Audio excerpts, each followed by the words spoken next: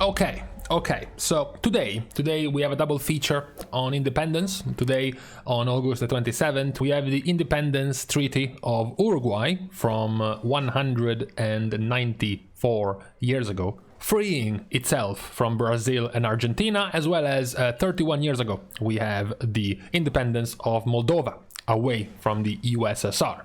Now, talking about independence, today we have gotten an independent interview from Ion Hazzikostas, our lead game designer for World of Warcraft, while he was having an interview with Liquid Maximum. Now, this is kind of interesting because it's the first time that a player from the very high end has held an interview with Ion. Usually, these type of interviews have not been held by these type of players. The highest ranked player that usually got to interview Ion was Preach, and Preach was nowhere near the world first level. But this time, much to the triggering of some players, I'm sure, we have gotten a world first caliber player interviewing Ion. Which is what we will see towards the end. Kind of disappointed me because many of the questions were kind of dull, softball, easy answers for Ion. There wasn't really no real hard drilling, hard hitting questions made by Maximum, but we will give him a pass because it was his first time interviewing Ion, so perhaps he went a little bit lighter on the questions. So as a result, I am just highlighting the interesting parts of the interview for all of you who don't want to sift through an hour worth of video. So the first one is the question about the dinar. Obviously, I'm quite sure many of you are rather happy with the introduction of the dinar in Season 4. Something that gives you a free best in slot item after 3 weeks of defeating bosses, and then after 2 weeks of defeating bosses, and then after 1 week of defeating bosses. It's a quite nice best in slot, I guess, bad luck protection system for a season. Now, Ion unfortunately sets things straight about this question on whether or not the dinar is going to continue making its presence in Dragonflight. The correct answer is no megalo. His point is that the dinar is a little bit too quick and upfront, more accelerated than they would like for a full season. Dinar kind of diminishes the idea of cashing a great item if you can just buy it 3 weeks into a tier, potentially even before you kill the boss that would grant you that item. So even if, and that's still a big if, they brought it forward in Dragonflight, it would be a much more limited bad luck protection system that you would never get over the course of a season. So if I were to follow the lawyer speak of Ion, my take on this is, oh yeah, sure, if we have the dinar in Dragonflight, you're going to be able to get your first item after 8 weeks, not after 3. That is basically the TLDR. I mean, it's still not bad. It's still definitely an improvement to the last full season we had, which was Season 3. I would still rather have the presence of the dinar system in Dragonflight than not having it at all. One of the only few, mythic raiding type of questions that were made by Maximum was the question about the lockouts, the limited lockout of mythic raiding, unlike heroic, normal, or LFR, where essentially once you enter a mythic raid and you defeat a boss, you get locked in the same instance ID, and you are locked in that instance for the rest of the reset. The first joking answer, but not really a joke, is Ion saying that all I'm hearing right now is asking for more splits, because that is likely what would happen if the mythic lockout were to be removed. He considers the mythic lockout a healthy friction that happens when joining a mythic community. The upside is that you are reinforcing the social aspect of the game because you get locked in the same reset. So it's not going to be like a heroic pug where you join the heroic pug that is saved on 5 bosses, you wipe the first time and you leave to look for a different one. You can't do that in Mythic, because Mythic has a lockout. If you enter a Mythic lockout with 5 bosses defeated, if you leave the group because you wipe, you can't join another Mythic group until the end of the week, until the end of the reset. So the simple answer really is that while Heroic and Normal are designed to be more pug friendly, they are designed to be essentially hopped around different kills, different bosses and different groups, Mythic is less so, because it's not really a pug environment. It's not designed to be one. Then we have an actually interesting question, although not many players have kept too much hope about this, which is the continuation of cross-faction. The first question is, what are the chances of cross-realm mythic raiding becoming available earlier from Dragonflight, especially because of the problems of the cross-faction opening when Hall of Fame is closed? Maybe you haven't kept track of what happened last tier, but cross-faction raiding for Mythic opens once 100 guilds from the Horde have cleared the raid, and then 100 guilds from the Alliance have cleared the raid. In the Season 3 of Shadowlands, we had to give up this system because there were so few Alliance guilds that we would have had to delay cross-realm raiding for months. So the question is, are we still going to lock cross-realm in Dragonflight, especially now that cross-faction has become an available avenue for players to raid in? So he points out that while it's not going to be available immediately, so you won't be able to have the cross-faction mythic raiding immediately, it will very likely be sooner than having to wait for the Alliance Hall of Fame to close. So basically the same problem that we had in Season 3 with the same solution that we had in Season 3, which is simply don't wait for the Alliance to get 100 kills on the first raid tier of Dragonflight. This is followed by the more important question, which is there any progress being made to the technical limitations preventing cross-faction guilds? The answer is a lot of lawyer speak for technical problems and technical difficulties and restraints preventing this from happening sooner. So the answer is, we would like to do it, to have this done before 11.0, before the next expansion, but it certainly is not going to come at the release of Dragonflight or in the first patch in the early stages of Dragonflight. So if cross-faction guilds are going to happen, it's gonna be a while from now. Another interesting question, which is worthwhile asking given what we have seen from the Dragonflight talent trees, is what about the required classes in raiding? So what about having to bring a priest because they have stamina, a mage because they have intellect, now you have to bring a druid because they will have Mark of the Wild, you will have to still bring a demon hunter and a monk for the debuffs, as well as a paladin because they have a devotion aura, as well as a new assassination rogue with their new pseudo devotion aura debuff they can put on the enemy.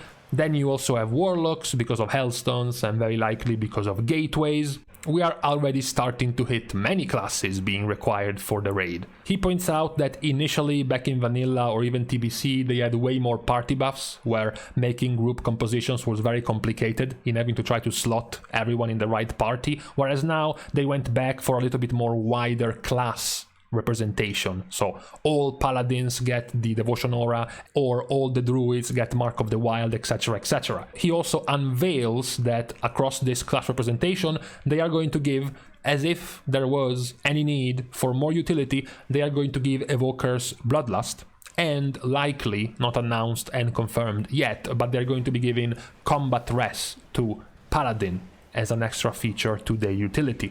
This is of course followed by the next question, which is that we mentioned many of these classes that have a mandatory buff that you want in the raid, so it always has to be there. But what about Death Knights having Death Grip? Or what about sometimes things like the Enhancement Shaman having Wind Fury? These are not actually a mandatory buff that you always want in the raid, but sometimes end up being maybe even more important than one of the staple raid buffs you want to bring. The answer to this is that this is not, first of all, a problem for normal and heroic raiding, since they are not really balanced around this type of min-maxing, and also it is one thing they're trying to work towards, to add more features similar to Death Grip, more unique mechanics unique to certain specs and classes that can make the player feel more special during certain encounters. Also, he finishes up saying that perhaps this could be fixed by bringing scrolls back, which is something many players sometimes suggest. The answer is no, again, because scrolls can kind of diminish the importance of the class itself, making it feel less needed if you have a battle shout, but at the same time you also have a scroll for battle shout. And also this might be a problem with oversaturating the market and the necessary grocery shop list that your character has to do to be fully prepared. In Shadowlands, Ion admits they went a little bit overboard with this, between sharpening stones, oils, armor kits, plus of course food, potions, flasks.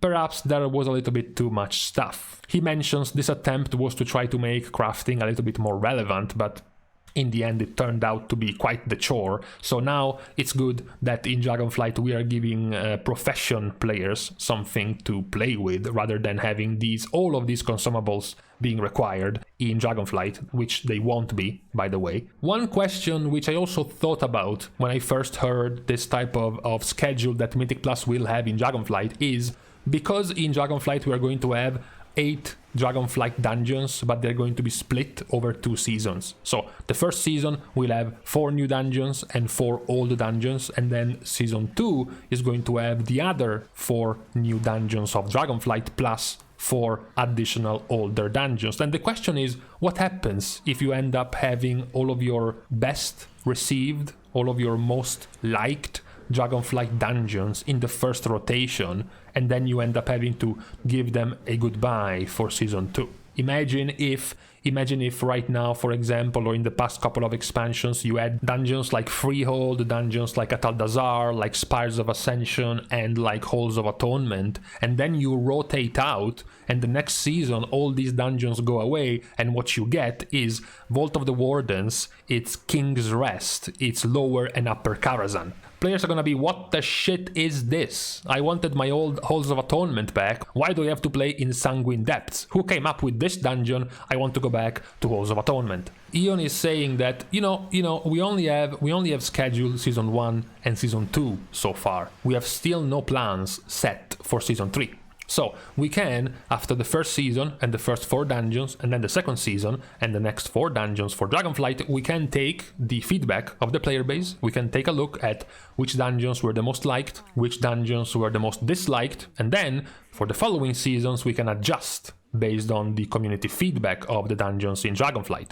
Then we have the ongoing problem, which doesn't really have a solution, about you can be, at the moment, a full-time PvP player. You can be a full-time raid player, but you can't really be a full-time Mythic Plus player because you're going to be too low item level compared to the rest. If you have a raider who also does Mythic Plus, he's going to have access to much higher item level overall because he has the Mythic raiding quality gear available to him as opposed to a Mythic Plus player. So Ion points out that even though their ideal dream is to create parity between Mythic Plus raiding and PvP, at the moment there are some obstacles along the way. In particular, Mythic Plus has the long-standing problem of not being loot locked, meaning you can repeat Mythic Plus endlessly and get gear endlessly. So how can you justify giving Mythic Plus the same gear quality of Mythic raiding if you can repeat it whenever you want?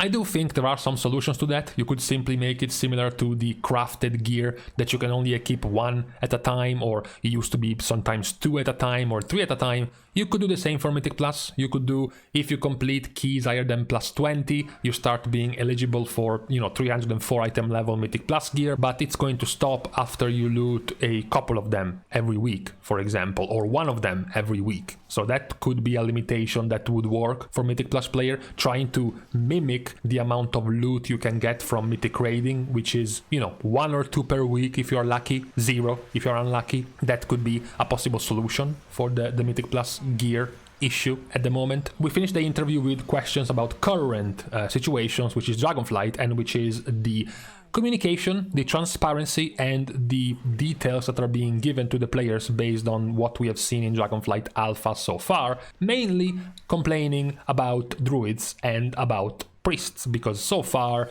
they are the 2 classes that have received the least amount of information out of all of them in the Dragonflight Alpha. So he does try to tentatively say that druid and priests will have some information soon, and that, rather than having radio silence and not saying a single word, even just saying we hear you and we will have something soon, might have helped to placate and to settle down some of the more worried players, and this is something that they have to get better about in terms of communication. Then, as a surprise, as a reverse interview, there is Ion, who is instead the one asking the questions, because his question to close the interview is, what about having the simultaneous releases of normal, heroic and mythic raiding at the same time, rather than staggering the release of mythic to 1 week after?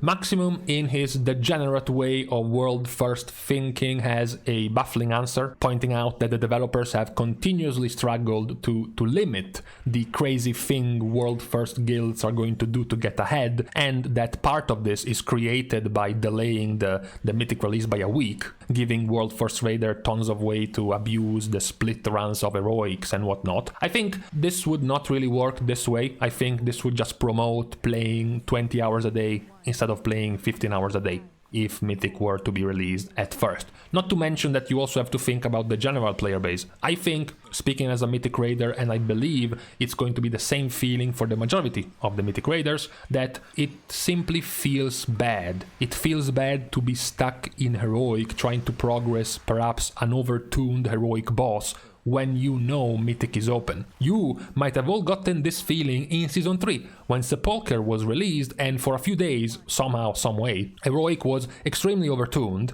It was quite difficult to get through the last bosses, and even the initial Mythic bosses were quite overtuned, in particular the first boss. So you might have gotten the feeling of having to step into Heroic, trying to deal with Anduin, for example, that was very difficult, or even Rygalon, or even the Jailer in Heroic, when you knew Mythic raiding was open. So it felt bad then. I don't think it would be any different in Dragonflight if all the difficulties were open at the same time. You would just feel this pressure, this feeling that you're wasting your time in Heroic when you could be in Mythic, but at the same time you know you have to defeat the Heroic bosses to get the gear, to get the power, to get into Mythic. I don't think it would be that much better of a solution to have all of the difficulties open at the same time from the first day of raiding in Dragonflight. However, I will leave the actual answers to the rest of you in the comments. What do you think about this option, this thought-provoking question left by Ion at the end of this interview? With this one being said and done, I'm going to leave you to the rest of your Saturday. Of course, as usual, a round of applause to all of my patrons, helping me to continue to produce content for WoW as we get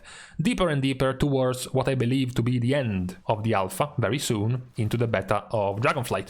Of course, for further support, you can comment and like down below on this very video, together with subscribing to the channel itself. That would be very much appreciated. Finally, for further social interactions, you can follow me on Twitter, as well as subscribing to my Patreon right down at these two links. With all of this out of the way, we can now leave each other. Thank you guys again for watching. See you guys soon, and in the meantime, well, I jinxed it. My weathermen have betrayed me again, because yesterday it was 32 degrees and today it is 32 degrees again. It was supposed to be 29. You guys must all be bold, because you are some frauds.